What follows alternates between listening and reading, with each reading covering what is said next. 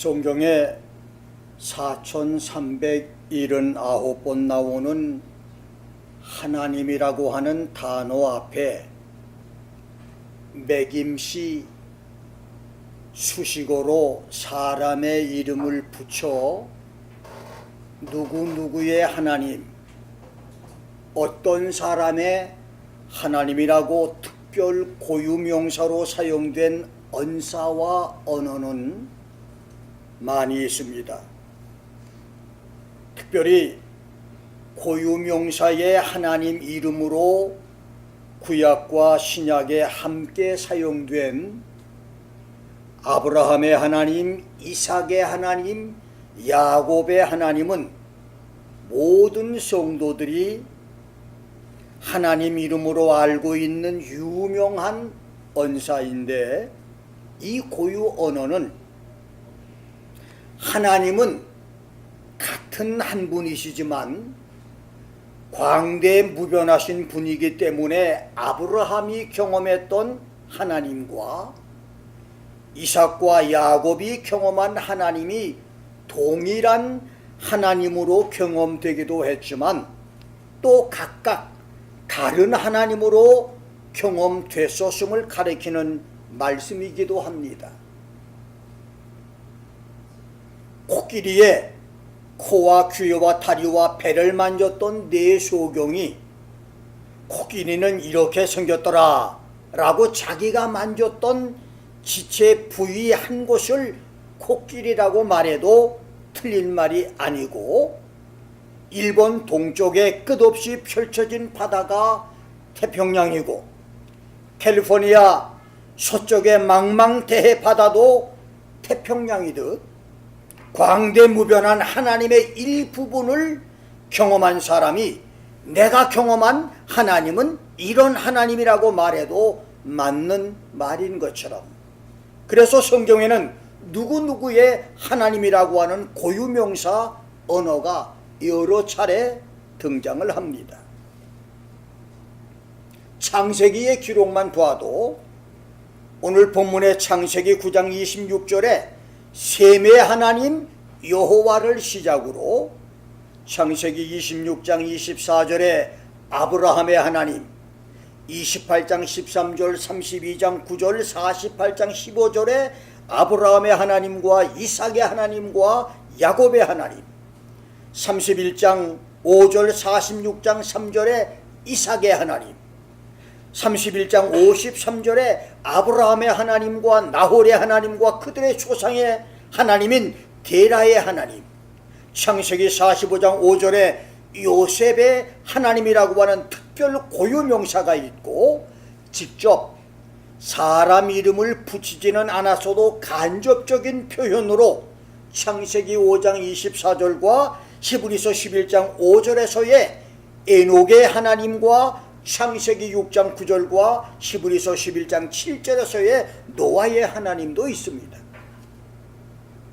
그리고 다른 성경에서는 욥기 19장 25절에 욥의 하나님, 욥기 35장 12절에 엘리후의 하나님, 신명기 31장 3절에 모세의 하나님, 여호수아 1장 5절에 여호수아의 하나님, 룻기 1장 16절에 나오미의 하나님과 모압 여인 룻의 하나님, 사무엘상 1장 3절에 한나의 하나님, 사무엘상 3장 19절과 15장 30절에 사무엘의 하나님, 사무엘상 25장 29절, 사무엘하 22장 3절, 열왕기상 1장 17절, 역대상 28장 9절, 역대하 34장 3절과 시편 여러 곳에서 다윗이 나의 하나님이라고 불렀던 다윗의 하나님, 열왕기상 2장 3절과 10장 9절, 역대하 9장 8절에 솔로몬의 하나님, 열왕기하 2장 14절에 선지자 엘리야의 하나님, 열왕기하 5장 16절에 엘리사의 하나님, 역대상 4장 10절에 야베스의 하나님, 역대하 15장 9절에 아사의 하나님, 역대하 18장 13절에 미가의 하나님, 느헤미야 2장 8절, 5장 19절, 13장 31절에 총독 느헤미야의 하나님, 시편 83편 13절에 다윗의 찬양대장 아삽의 하나님, 시편 84편 4절에 고라자손의 하나님, 이사야 37장 4절에 선지자 이사야의 하나님, 예레미야 1장 4절에 예레미야의 하나님, 다니엘서 3장 28절 29절에 사드락과 메삭과 아벤느고의 하나님, 다니엘서 6장 26절에 다니엘의 하나님, 요나서 1장 9절에 요나의 하나님, 스가랴 1장 8장 1절부터 8절에 천년 왕국에서의 이스라엘의 하나님 등 특별 고유 명사가 수없이 많이 등장을 합니다. 이렇게 성경에는 사람 이름을 직접적으로 언급을 해서 그 사람이 경험했던 하나님과 그 사람을 특별하게 축복하신 하나님을 누구누구의 하나님이라고 기록한 특별 고유명사도 있지만, 간접적으로 하나님께서 나의 종 my servant라고 언급한 23사람, 그리고 하나님의 사람 man of God이라고 불렀던 14명의 성경 인물, 그리고 하나님이 함께 하셨던 16명, 이 모든 사람을 합친다면 누구누구의 하나님이라고 하는 특별 용어 언사의 주인공은 적은 숫자가 아닙니다. 그들의 중복된 이름을 뺀다 해도 대략 80-90명 정도가 됩니다. 그럴지라도 성경 인물 남녀 4천여 명과 80-90명을 비교한다면 사람 이름을 붙여서 누구누구의 하나님으로 불렀던 성경 인물은 적은 숫자라고 할 수 있습니다. 그래서 그들은 특별 축복의 사람들이고 특별하게 하나님을 경험했던 사람들이며 하나님과 특별 관계를 맺었던 사람들입니다. 그렇다면 오늘 나는 4천여 명의 경쟁을 뚫고 선택된 80-90명의 특별 축복의 사람처럼 될 수 있을까요? 자동차 세계 시장에서 수많은 경쟁을 뚫고 브랜드 네임, 유명 상품을 당당하게 내놓을 정도로 이름이 알려진 캐딜락, 링컨, BMW, 벤츠, 아우디, 제규어, 토요타, 현대, 제니시스처럼, 그리고 전자제품 시장에서 세계 최고의 전화와 TV, 냉장고로 유명세를 타고 있는 삼성과 LG처럼 지구촌 20억 이상의 교인 중에서 김엘리야의 목사의 하나님, 박장로 서건사의 하나님, 이 다니엘 목사 권페드로 장로의 하나님이라고 하는 브랜드 네임의 특별 고유명사 칭호를 당당하게 받을 수 있는 사람으로 자부할 수 있습니까? 아니면 다른 사람이 받는 축복을 쳐다만 보는 신앙의 사람입니까? 셈의 하나님 여호와처럼 하나님의 이름 앞에 여러분 이름이 붙는 축복의 성도, 셈의 하나님이 나의 하나님들은 축복의 성도들이 되시기를 주의 이름으로 축원합니다. 저는 오늘 셈의 하나님 야훼라고 하는 제목으로 여러분과 함께 말씀을 나눕니다. 본문 26절에서 노아는 셈의 하나님 여호와를 찬송하라, Blessed the Lord, the God of Shem라고 선언했는데, 본문은 하나님 이름 앞에 사람 이름을 붙여서 특별 고유명사로 하나님의 이름을 부른 성경 최초의 브랜드 네임이 됩니다. 그런 의미에서 셈의 하나님 야훼, 셈의 하나님 여호와는 값지고 존귀한 이름이며 놀라운 축복의 이름이며 성경사에 영원히 빛날 자랑스러운 이름이며 오고 가는 세대에서 모든 성도들이 영원토록 기억하면서 지켜야 할 기념비적인 이름입니다. 본문이 주는 영적 교훈 두 가지를 알아봅니다. 첫째, 지상 최고의 의인 노아의 실수와 허물입니다. 노아 600세 홍수 심판은 아담 창조에서 1656년의 세월이 흐른 때입니다. 그때까지 지구는 대기권 궁창 위를 물이 비닐하우스처럼 덮고 있어서 아열대 기후의 온실 효과로 비가 오지 않아도 모든 생물이 잘 살 수 있는 환경이었고, 사람의 수명도 건강하게 1000년에 가까운 800세, 900세까지 살 수 있어서 지구 인구는 수억에서 수십억이 됐을 것입니다. 어떤 신학자는 당시 지구 인구를 약 20-30억에서 50억까지 버는 사람도 있습니다.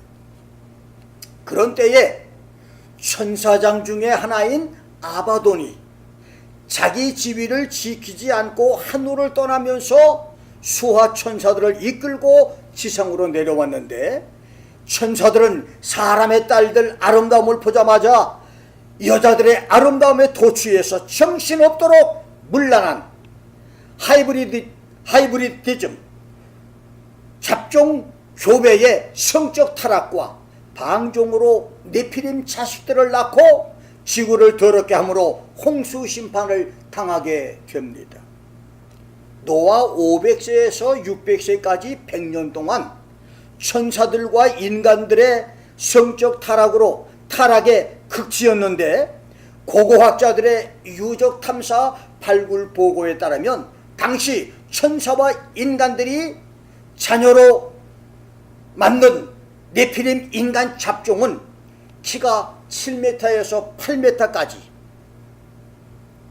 큰 사람은 약 12m까지의 엄청난 괴물 거인 인간들이 됐고, 어떤 네피림의 머리 두개골 크기는 6피트 정도의 사람 신장과 맞먹는 크기였었습니다. 머리통 하나가 1m 80의 사람 키하고 맞먹을 정도로 어마어마한 거인들이 바로 네피림들이었었어요. 인간 기중기처럼 몇 톤짜리 돌을 가볍게 들어올리는 역발산 기계세한 초인적인 기운으로 바벨탑을 시작으로 세계 도처에서 거대한 성을 쌓았고 고층 건물을 짓고 거대 도시들을 건설했습니다. 노아 시대 이후에도 네피림 후예들은 아프리카 이집트의 거대한 스핑크스 피라밋을 비롯해서 해발 3000m 고산 정상에 있는 웅장한 남미 잉카 제국의 피라밋들, 중국, 일본, 몽골, 캄보디아의 들판이나 정글 속에서 위용을 자랑하고 있는 고층의 피라밋들, 심지어 북극 얼음 속에 있는 웅장하고 거대한 피라밋까지 세계 여러 나라에서 불가사의에 피라미드 거대한 석성을 지었습니다. 그렇게 각처에서 인간 문명의 눈부신 발전을 하면서 교만하고 방탕해진 인간들이 음란과 더러움과 성적 방종에 무질서로 타락을 하자 홍수 심판을 작정하신 하나님은 지구촌의 유일한 의인 노아를 선택해서 방주를 짓게 하고 노아의 8 식구를 홍수 심판에서 구원을 하십니다. 1600여 년의 유구한 인간 역사와 찬란한 문명과 지구촌의 수억 수십억의 인간을 하나도 남김없이 모두 죽여 없애면서 노아와 그 가족을 구원하신 하나님의 특별하신 은혜인 것입니다. 그래서 노아는 하나님께 특별 은혜의 사랑을, 특별 사랑을 받은 사람, 수억 분지 1의 선택을 받은 사람, 은혜 위에 은혜를 받은 사람이었습니다. 창세기 6장 8절 9절을 봅니다. 그러나 노아는 여호와께 은혜를 입었더라. But Noah found grace in the eyes of the Lord. 그러나 노아는 하나님 눈에 들었다. 이 말은 하나님이 무조건적으로 노아에게 호의를 베풀었다는 말이 아니라 노아가 의롭고 경건하기 때문에 하나님이 그를 불쌍히 여기시고 노아에게 호의를 베풀었다는 의미입니다. 노아의 사정은 이러하니라. 노아는 의인이요 당시의 완전한 자라. 그가 하나님과 동행하였더라. 그렇습니다. 노아는 의인이었었습니다. 이 의인이라고 하는 말, 이시 차디크는 의롭고 공정하며 올바르게 행한 사람이라고 하는 뜻으로 전혀 죄가 없거나 흠이 없는 사람이 아니라 모든 사람이 타락하는 시대에서 자기만은 경건하고 정직하게 살려고 노력했던 사람이란 말입니다. 노아는 당시에 완전한 사람이었습니다. Noah was perfect in his generation.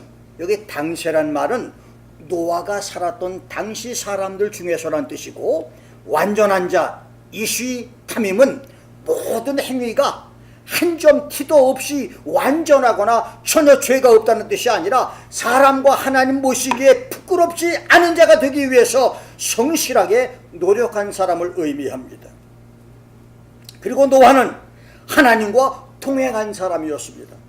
동행이란 할라크는 함께 걷는다, 함께 산책한다고 하는 뜻으로 하나님과 친밀한 관계를 유지하며 인격적 교제를 나누는 것을 의미하는데, 노아는 온 세상이 죄악으로 관영한 때, 당시의 온 세상이 음란과 부정과 사욕과 악한 정욕과 탐심으로 물이 들어서 눈을 씻고 보아도 의인을 찾아볼 수 없을 때에 지구촌에서 유일하게 하나님만 바라보고 하나님의 뜻을 쫓아 산 사람이었다는 말입니다. 그래서 하나님은 1656년 동안 인간들이 건설했던 인류 문명을 홍수로 미련 없이 파멸시키고 더러운 쓰레기 처리하듯 수십억 지구촌 사람들을 다 죽여 없애는 때에 노아와 그 가족을 살아남게 하셨습니다.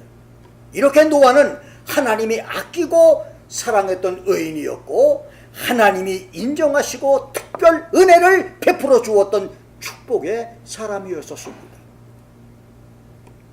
그런데 홍수 심판이 끝나면서 377일 만에 방주에서 나온 노아는 식구들과 포도 농사를 시작으로 두 번째의 새로운 지구촌 인류 문명을 시작합니다. 그러던 어느 날 노아가 포도주를 마시고 만취하여, 창세기 9장 21절에 드렁큰, 취했다고 하는 말이 샤카르라는 말은 잔뜩 마셨다는 말입니다. 자신을 주체하지 못할 정도로 만취된 것을 말합니다. 그러니까 소위 말하는 너무 포도주를 많이 마시고 난 다음에 필름이 끊겼어요. 완전히 필름이 끊겨서 그냥 인사불성 상태가 됐다는 말입니다. 의식을 잃은 채 벌거벗고 천막에서 낮잠을 자고 있는데, 그때 우연하게 천막을 지나가던 둘째 아들 함이 그것을 보고 첫째 아들 셈과 셋째 아들 야벳에게 그 사실을 고합니다. 22절에서 함이 아비의 벌거벗은 것을 보고 Ham saw the nakedness of his father 라고 하는 말에서 보다라고 하는 말의 히브리어라는 단순히 힐끗 지나쳐 보았다는 뜻이 아니라 만족스럽게 응시했다는 뜻입니다. 그리고 벌거벗다, 에루와는 넓은 의미로는 벌거벗은 상태를 말하지만 좁은 의미로는 사타구니 부분의 성기를 가리키는 말입니다. 그래서 함이 천막에서 술에 만취해서 벌거벗은 상태로 나체로 잠자고 있는 아버지 노아를 보았다고 하는 말은, 술 취한 노아가 벗은 몸에 성기가 발기된 채 잠자고 있는 것을 즐기면서 응시했다는 말입니다. 그리고 그것을 형제에게 고했다고 하는 말은, 함이 형과 동생까지도 아버지의 수치를 목격하고 쾌감을 느끼도록 충동질했다는 말입니다.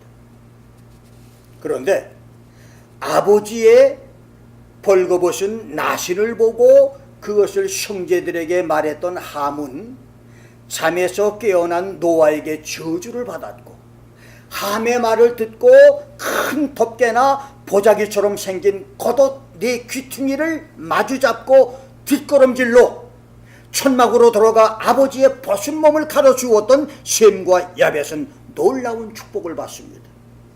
그때 함이 받은 저주는 25절의 말씀으로 그 형제의 종들의 종이 되는 것입니다.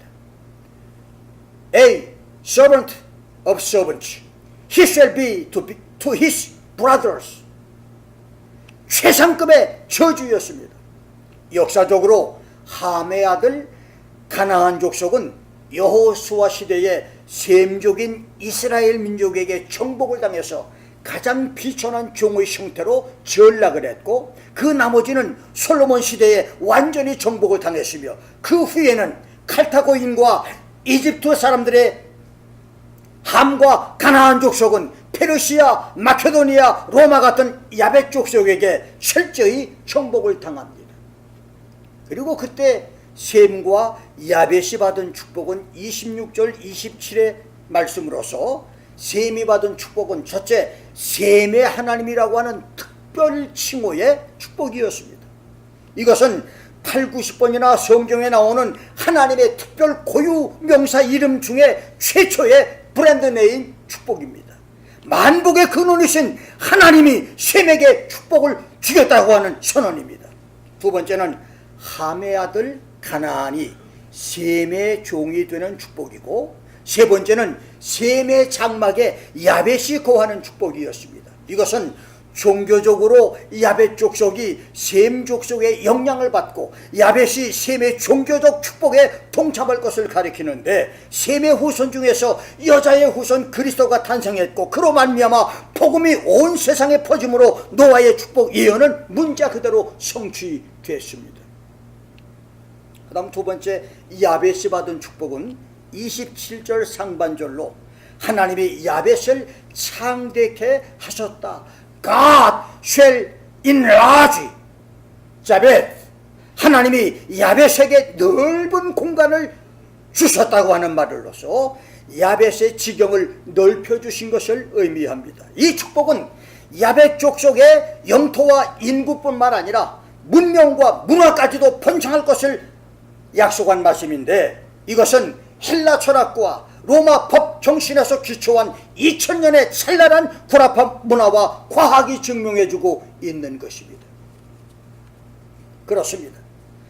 자신의 치졸한 성품과 경박하고 가벼운 언행으로 아버지의 벌거벗은 수치를 이웃에게 노출시키고 고발했던 함과 그 후손은 노예가 되는 비참한 저주를 받았고, 아버지의 부끄러움과 허물을 덮어주었던 셈과 야벳은 하나님의 놀라운 축복을 받았습니다. 이웃의 허물과 실수를 덮어주고 이웃의 벌거벗은 수치까지 가려줌으로써 하나님의 축복을 받는 성도들이 되기를 주의 이름으로 축원합니다. 그렇다면 창세기에서 노아가 술에 취해 천막 안에서 벌거벗고 치부를 드러냈던 부끄러움의 영적 의미는 무엇입니까? 그리고 21세기 오늘날 교회 안에서 주의 종들과 성도들이 벌거벗은 수치와 부끄러움은 무엇입니까? 오늘 목사와 성도들의 벌거벗음과 육적인 벌거벗음, 영적인 벌거벗음의 의미를 알아봅니다. 성경에는 벌거벗는다, 네이키드라고 하는 말이 101번이 나옵니다. 그 중에 중요한 것 몇 가지만 설명한다면, 첫째, 발육 성장이 멈춘 영적 상태를 말합니다. 욥은 욥기 1장 21절에서 내가 모태에서 적신으로 나왔다. Naked, I came from my mother's womb. 내가 벌거벗은 몸으로 모태에서 나왔다고 말했듯이, 영적으로 벌거벗었다고 하는 말은 영적인 어린아이, 영적 성장이 멈춰버린 난쟁이 신앙 상태, 스피리추얼 핸디캡의 상태를 가리킵니다. 고린도전서 3장 1절과 3절, 히브리서 5장 11절부터 14절까지를 보면 바울은 몇십 년 교회 생활과 장로, 권사, 집사, 직분 생활을 했으면서도 말씀으로 변화받은 예수 자랑보다는 교파와 교단 자랑, 큰 교회 자랑에 빠져있는 교인, 영적인 하나님 말씀 듣는데 둔하고 무딘 교인, 단단한 식물보다는 젖이나 먹는 그런 교인들, 의의 말씀을 경험하지 못한 교인, 선악을 분별하지 못하는 그런 교인을 영적 어린아이로 라고 말했습니다. 어린아이의 행동이 철없는 짓이듯 영적 성장이 멈춘 난쟁이 교인도 목사님이 누구만 사랑한다고 심통을 부리거나 자기 혼자 시험에 빠져서 교회 출석을 거부하거나 철없는 행동만 합니다. 이것이 바로 어린아이 벌거벗은 상태입니다. 두 번째는 심판의 두려움을 거역하는 상태입니다. 예레미야 4장 21절에서 우스 땅에 거하는 처녀 에도마, 즐거워하며 기뻐하려무나 잔이 내게도 이를지니 내가 취하여 벌거벗으리라고 말했습니다. 선지자 예레미야는 심판 앞에 태연자격한 에돔을 향해서 내게 심판이 가까이 왔으니 즐거워할 수 있을 때 실컷 기뻐해보라고 비소하며 말한 것입니다. 마음이 사악한 자들에게는 불타고 있는 집이 재미있는 불구경이고 가공할 쓰나미에 밀려 떠내려가는 집과 거대 도시가 나와 상관없는 재미있는 물구경이듯이 영적으로 벌거벗은 상태는 하나님의 심판을 두려워하지 않는 상태, 하나님의 심판이 나와 상관이 없는, 관계가 없는 상태로 살아가는 사람입니다. 여러분, 임박한 주님의 재림과 성도들의 수고와 세상에 임할 대환란에 얼마만큼 관심을 가지고 계십니까? 세 번째는 사람들에게 버림당하고 대적에게 패망을 당하며 포로로 잡혀가며 벌거벗기는 치욕, 수치와 망신 모욕을 당해도 깨닫지 못하는 상태를 의미합니다. 이사야 20장 2절 4절, 에스겔서 16장 39절, 요한계시록 3장 18절, 16장 15절, 17장 16절에서는 벌거벗음과 벌거벗김의 상태를 그렇게 말했습니다. 네 번째는 사도행전 19장 16절에서는 유대 제사장 스게와의 7 아들이 귀신 들린 자에게 예수 이름으로 명하노니 귀신아 나와라! 라고 바울의 흉내를 내고 큰 소리 쳤다가 귀신 들린 자에게 구타를 당하고 봉변을 당하고 난 다음 벗은 몸으로 도망치는 사건이 나옵니다. 그렇습니다. 영적으로 무능력한 상태, 귀신 앞에서 아무 능력도 발휘하지 못하는 영적 무능력, 영적 무기력 상태가 바로 벌거벗은 영적 나신의 상태인 것입니다. 여러분의 기도는 영적 권세가 있습니까? 여러분의 기도는 한 길로 들어갔던 귀신이 7길로 혼미백산 도망치는 권세와 권능이 있습니까?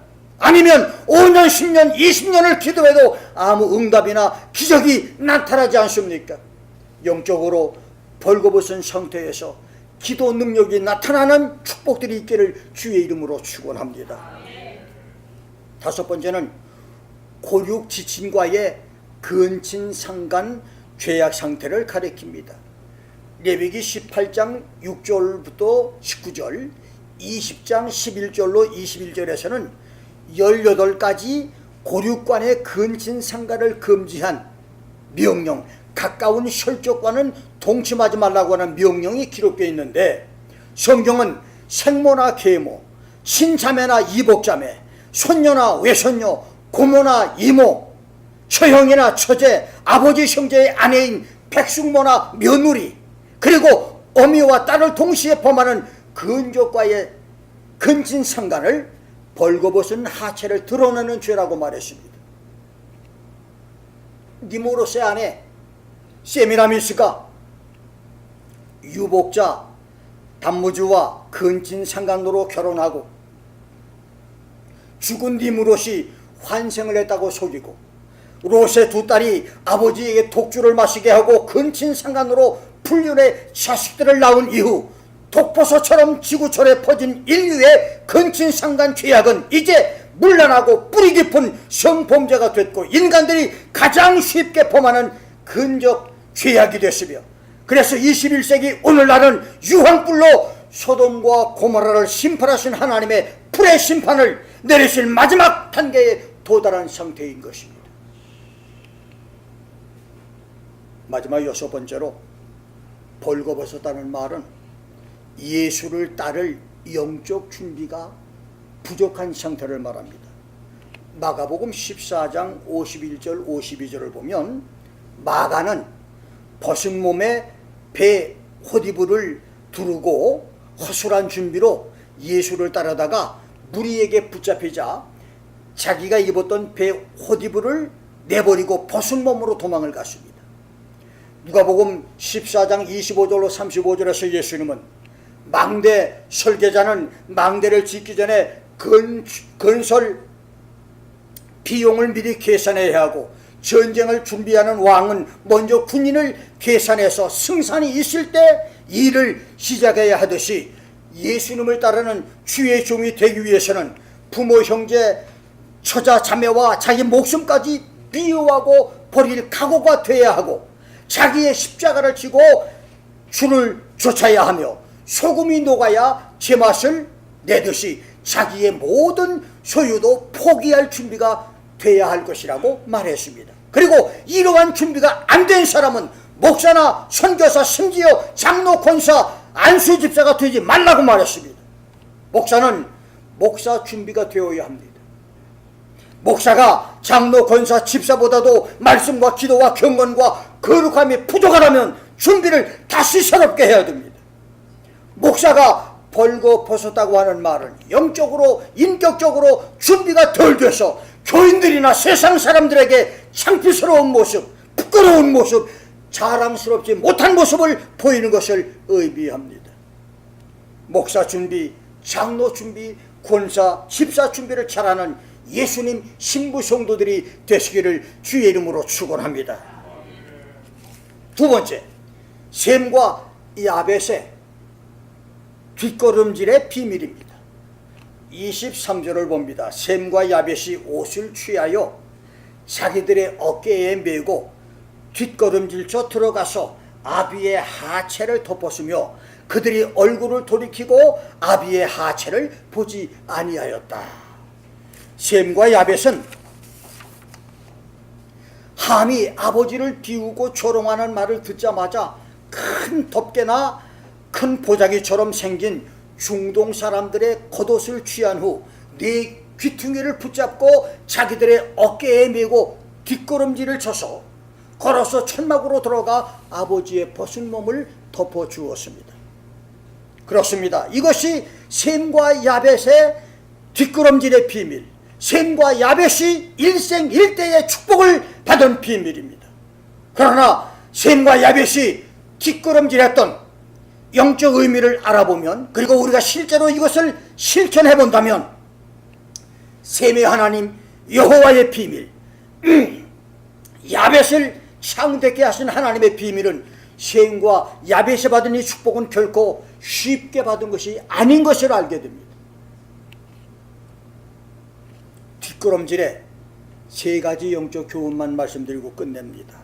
첫째, 열왕기하 20장 10절 11절, 이사야 38장 2절로 8절까지를 보면 히스기야의 면벽 기도가 나옵니다. 히스기야 왕은 죽을 병이 들었을 때 세상과의 모든 인연을 끊고 오직 하나님만을 바라보며 통곡하는 면벽 기도를 통해서 기적적으로 병에서 고침을 받고 15년 생명 연장의 축복을 받는데, 그때 질병 치료와 생명 연장의 징조로 하나님은 이미 기울어져 내려갔던 해시계의 그림자를 10도나 뒤로 물러가게 했다고 말했습니다. The sun's shadow returned 10 degrees, by which degrees it was gone down. 해 그림자가 10도나 뒤로 물러갔다고 하는 말은 해 그림자가 이미 뒷걸음질해서 10도를 뒤로 물러갔다는 말인데, 이미 기울어진 것이 다시 돌아와서 뒤로 왔다는 얘기입니다. 놀라운 말씀입니다. 그렇습니다. 면벽기도, 세상을 등지고 하나님만을 바라보는 면벽기도가 해의 그림자를 뒤로 물러가게 했듯이, 이웃의 벌거벗은 허물과 수치를 볼 때 그것을 입으로 발설하거나 고발하지 않고 모든 것을 하나님께 맡기고 하나님만을 바라보며 면벽 기도를 하는 사람에게는 셈의 하나님 여호와가 그 사람의 하나님이 되는 축복을 주신다는 말입니다. 목사의 벌거벗은 실수와 허물과 수치를 보게 될 때 그것을 입으로 발설하고 광고한 함처럼 되지 말고 셈과 야벳처럼 벌거벗은 것을 덮어주며 히스기야처럼 면벽 기도로 승리하는 신앙이 되기를 주의 이름으로 축원합니다. 두 번째, 욥기 23장 8절로 10절까지를 보면 욥이 이렇게 고백합니다. 내가 앞으로 가도 그가 안 계시고 뒤로 가도 보이지 않았다. I go forward, but he is not there. And backward, but I cannot perceive him. 그가 왼편에서 일하시나 내가 만날 수 없었고, 그가 오른편으로 돌이키시나 뵐 수 없구나. 나의 가는 길을 오직 그가 아시나니 그가 나를 단련하신 후에는 내가 정금처럼 나오리라고 말했습니다. 이 말씀은 하나님이 사람을 연단하신 기간 중에는 내가 앞으로 가도 내가 뒤로 가도 뒷걸음질을 해봐도 하나님이 보이지 않는다고 하는 욥의 고백으로서 시련 연단 기간에는 고요 잠잠히 기다리란 말입니다. 여러분, 우리가 이 세상을 살다가 보면 놀랍게도 하나님이 여러분을 시련하고 연단하는 기간이 있습니다. 놀랍게도 이 과정은 누구나 다 있어요. 김 목사에게도 있고 여러분 누구에게도 다 있습니다. 그래서 사업의 실패를 보기도 하고 죽도록 일을 하고도 품삯을 받지 못해서 밤새도록 고민을 하기도 하고 여러 가지 문제가 뒤에 얽혀서 고민과 절망과 좌절과 눈물을 흘릴 때가 있습니다. 시련의 기간, 연단의 기간이 있어요. 그럴 때에 욥이 말하기를 고요 잠잠히 기다리라. 뒷걸음질 친다고 하는 말은 바로 고요 잠잠하게 하나님의 뜻을 구하라, 그 말인 것입니다. 세 번째, 마지막으로 요한복음 18장 6절을 보면 예수께서 저희에게 내로라 하실 때에 저희가 물러가서 땅에 엎드러지는지라. 이 말씀은 사위가 캄캄한 감람산에서 예수님을 잡기 위해 군인들이 찾아왔을 때 너희들이 누구를 찾느냐 그랬더니 나사렛 예수다 라고 말합니다. 산에 군인들도 많고 예수님 제자들도 많고 산에 사람들이 꽉 들어찼을 때 누구를 찾느냐고 물어보니까 예수를 찾는다고 해요. 그러니까 예수님이 바로 내가 예수다 라고 말합니다. 그런데 놀랍게도 그 말을 듣자마자 군인들이 뒤로 물러가서 땅에 엎드러졌다고 말했습니다. 놀라운 말씀이에요.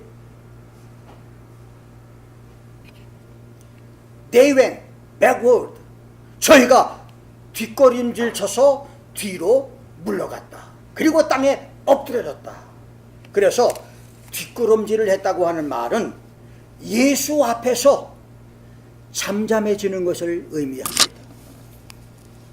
하고 싶은 말이 아무리 많아도 목에 심줄 세우고 싸우고 욕하고 싶은 말이 많아도 바른 말로 목사를 바르게 세우고 싶어도 양심 고백으로 목사를 궁지에 몰아넣고 싶어도 예수님 앞에서 하나님 말씀 앞에서 입을 다물 것이란 말입니다.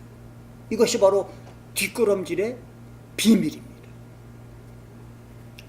요즘 인터넷과 카톡에 쉴 새 없이 올라오는 목사들의 불륜과 교회의 비리 소식과 하나님과 목사들을 욕하는 악플들을 보십시오.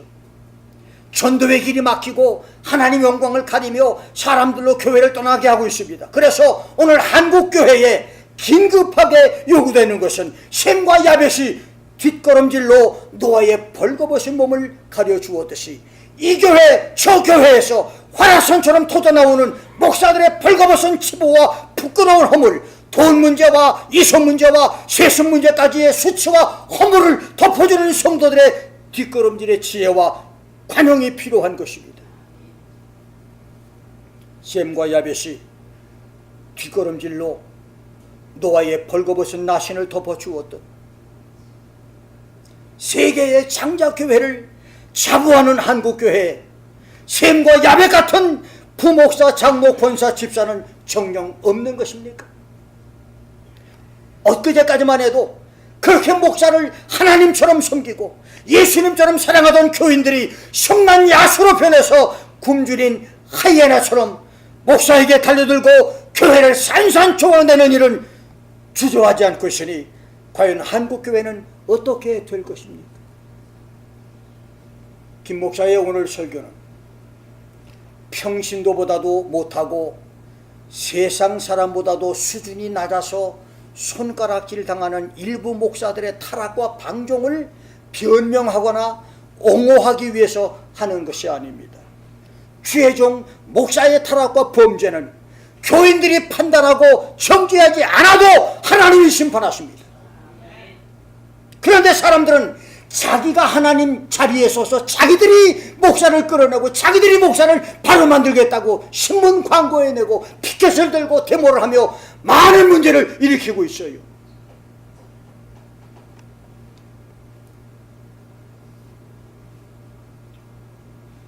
하나님께 모든 심판을 맡기고 목사들을 위해서 기도할 줄 아는 그런 성도가 지금 한국교회에 필요합니다. 이 유튜브의 설교도 바로 그런 성도들을 위해서 지금 외치고 있는 말씀입니다.